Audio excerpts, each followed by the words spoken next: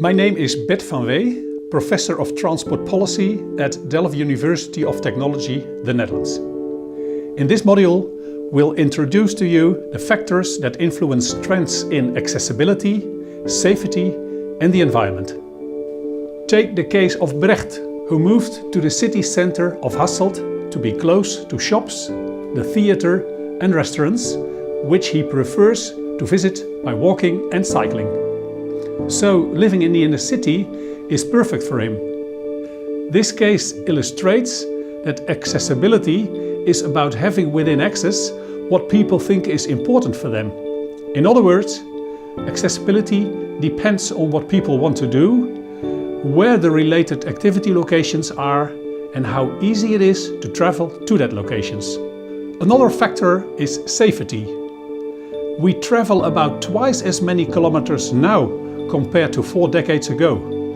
But infrastructure now is much safer. For example, many cities and towns have bypasses so that vehicles do not cross cities and towns.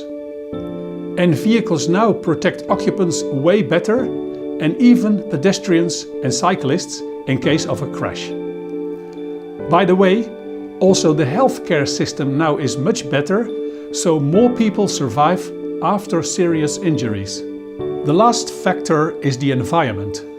More than, for example, 40 years ago, on many roads, especially in central urban areas, there is way less traffic. Cars and lorries are much cleaner than 40 years ago, and people slow down and consequently do make less noise.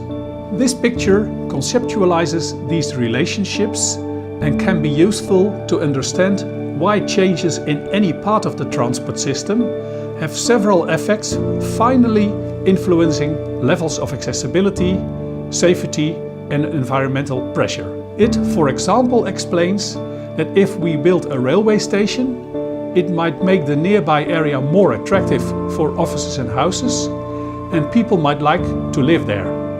It illustrates that if cars become more comfortable and cheaper, it reduces transport resistance and more people might prefer to buy one and next accept jobs at more remote places.